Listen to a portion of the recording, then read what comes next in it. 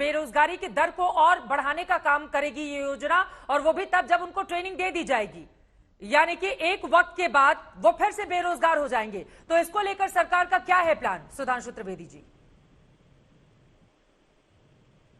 देखिए, वैसे तो मैं इस विषय पे गंभीर बहस करना चाहता था, पर थोड़ा उपयुक्त नहीं लगा कि रागिनी जी ने गाल बजाने जैसे शब्द का प्रयोग किया। और मैं यह भी कहना चाहता हूं, आपने जो कविता बोली, ध्यान रखिएगा रागिनी जी, ये संघ का गीत है। आगे की लाइन थी, स्वप्न अर्पित प्रश्न अर्पित आयु का क्षण क्षण समर्पित, चाहता हूं देश की धरती तुझे कुछ और भी दूं। और दूसरा जो आपने जज्बे की बात कही, आर्म फोर्सेस के जज्बे की बात पे कांग्रेस बात करती है।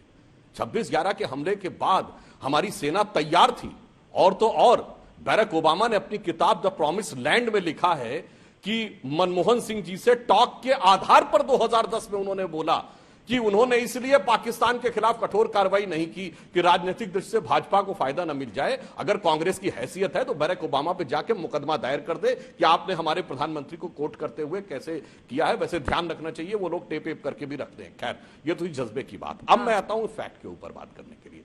देखिए, यहां पर जो स्थिति है, जिस प्रकार से 4 साल की ट्रेनिंग दी जा रही है, इसमें ऐसा नहीं कि वो 4 साल के बाद यथावत रहेगा। 10th पास मिनिमम क्वालिफिकेशन है। जब वो 4 साल के बाद पास आउट होकर निकलेगा तो उसको 12th पास का सर्टिफिकेट भी मिलेगा। और किसी भी सरकारी सेवा में जाने के लिए अदर देन जो क्लास 2 एंड अबव ऑफिसर्स होती है, जिसमें ग्रेजुएशन की जरूरत है, बाकी सब में बेसिक क्वालिफिकेशन 12th है। तो उसके 4 साल बर्बाद नहीं गए। 4 साल में 2 साल तो वो वैसे 12th करता, तो उसको 12th पास का सर्टिफिकेट भी मिलने वाला है। तो आप सोचिए, इससे बेहतर क्या हो सकता है कि 10th क्लास में बच्चा गया और उसके बाद 12th का उसको सर्टिफिकेट भी मिल गया, पास आउट होके स्किल के साथ निकला, एक्सपर्टीज के साथ निकला, और तकरीबन मिनिमम 11,70,000 और मैक्सिमम हो तो 20-22 लाख रुपए का बैंक बैलेंस अपने हाथ में लेके निकला। ठीक है। और फिर यही व्यवस्था अमेरिका की फौजों में भी, किसी में 8 साल का है, किसी में 4 साल का है। ठीक है। तो अब मैं एक और बात कहता जाऊं, ये ऐसा नहीं कि फुल्ली एक्सपर्ट होंगे।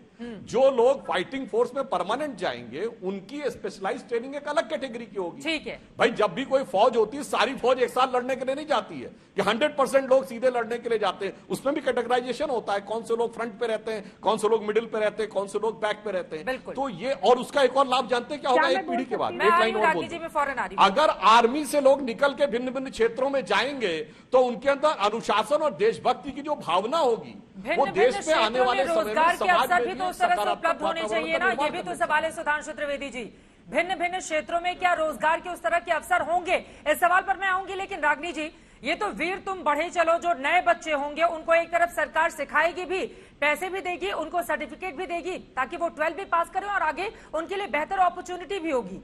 क्योंकि गांव के छोटे शहरों के जो युवा होते हैं, उनकी सबसे बड़ी दिक्कत यही होती है। तो कम से कम इसी बहाने एक अच्छी, और जब सेना के लोग उनको ट्रेनिंग देंगे तो जो बच्चे वहां से निकल कर आएंगे, कितना बड़ा परिवर्तन उनकी जिंदगी में आएगा, इस बात को समझा जा सकता है आसानी से। हाँ, अब आपका सवाल हो गया, अब मैं जवाब देना चाहती हूँ। देखिए, मैं भी यही सोच रही थी कि सुधांशु जी अतीत के पन्ने पलटने के बजाय तत्कालीन सवालों पर जवाब देंगे और गंभीर बहस करेंगे, पर मुझे भी ऐसा कोई दृष्टांत नजर नहीं आ रहा है। 26/11 होने के बाद संवेदनशून्यता की पराकाष्ठा दिखाते हुए भारतीय जनता पार्टी खून के धब्बे वाले पोस्टर पूरे देश में लगाती हुई फिर रही थी, और सेना के शौर्य को ढाल बनाकर आज भी इसी तरीके की संवेदनहीन बातें कर रही हैं। अब मैं 2-3 मुख्य बातें यहाँ पर रखना चाहती हूँ। एक तो ये खुद ISI को रेड कार्पेट वेलकम देकर हमारे देश में लेकर आए, कम से कम इनको तो डिफेंस के ऊपर ज्यादा ज्ञान या प्रवचन नहीं देना चाहिए। अब 2-3 बातें मुझे बताइए।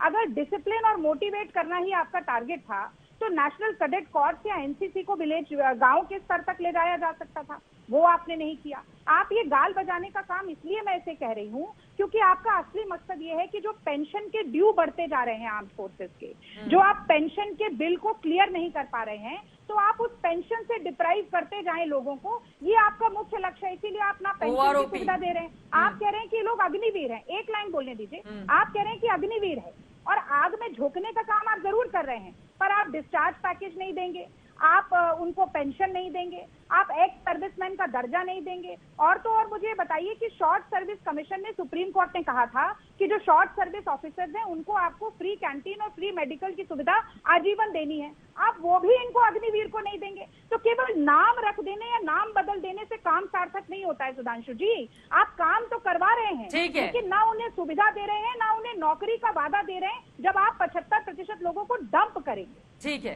तो अब सुधांशु जी इस पर जवाब दे दीजिए, उसके बाद अश्विनी सिबाजी मैं फौरन आपके पास आ रही हूँ। हाँ, अरे भाई इन लोगों को समझ में नहीं आ रहा है। अरे भाई 25% लोग उसमें से सेलेक्ट किए जा रहे हैं ना, 75% डंप नहीं हो रहे। वो घर में बैठ के 2 साल 12वीं करता कि नहीं करता, अब 2 साल एक्स्ट्रा में उसके पास सर्टिफिकेट भी है, पैसा भी है, स्किल भी है और अपॉर्चुनिटी भी है। चलिए उसके बाद अलग बात मैंने कहा, जो शॉर्ट सर्विस कमीशन की बात आप कहते थे, शॉर्ट, देखिए मैंने नहीं बोला था आपके बीच में, मैंने रागिनी जी आपके बीच में नहीं बोला था। और जो मैंने बोला, मैंने रागिनी जी मैंने आपके बीच में नहीं बोला था। तो हम तो सवाल पूछेंगे कि बेरोजगार। अरे रागिनी जी, अगर आप अतीत की बात करें, 26/11 पे मैंने बैरक ओबामा को कोट किया है, बैरक ओबामा को कोट किया। अगर हैसियत है तो कांग्रेस पार्टी बोले ना बैरक ओबामा पे, दाएं बाएं मत बोलिए इधर उधर की बात। अब अपने टर्न पे बोलिए। ओबामा को कोट करिए। मैंने कोई हवा में बात नहीं बोली, भाजपा राजनीति की बात नहीं की है। अमेरिका के राष्ट्रपति को कोट किया है और कांग्रेस में ऑडेसिटी होनी चाहिए जाके चैलेंज करने की। छोड़िए वो विषय पर, अब आइए। मजाक उड़ा के कह दिया अरे था, भाई छोड़िए, टॉपिक दूसरी तरफ चला जाएगा। मैं तो अपने प्रधानमंत्री की कोर्ट पर बात करूंगी ना।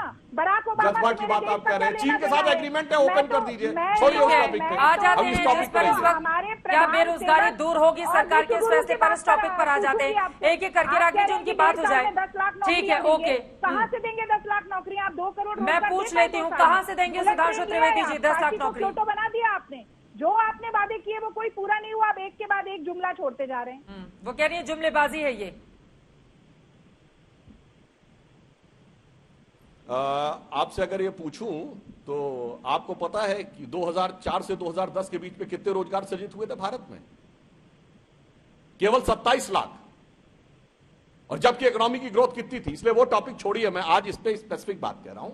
मैं ये कहना चाहता हूं, शॉर्ट सर्विस कमीशन होता था, उसमें जानते क्या होता? 2 साल की ट्रेनिंग होती थी और 7 साल वो सर्विस करता था। अब जब वो बाहर निकलता था तो उसकी नॉर्मल जॉब पाने की एज लगभग निकल चुकी होती थी, वो 28 साल की उम्र के आसपास हो जाता था।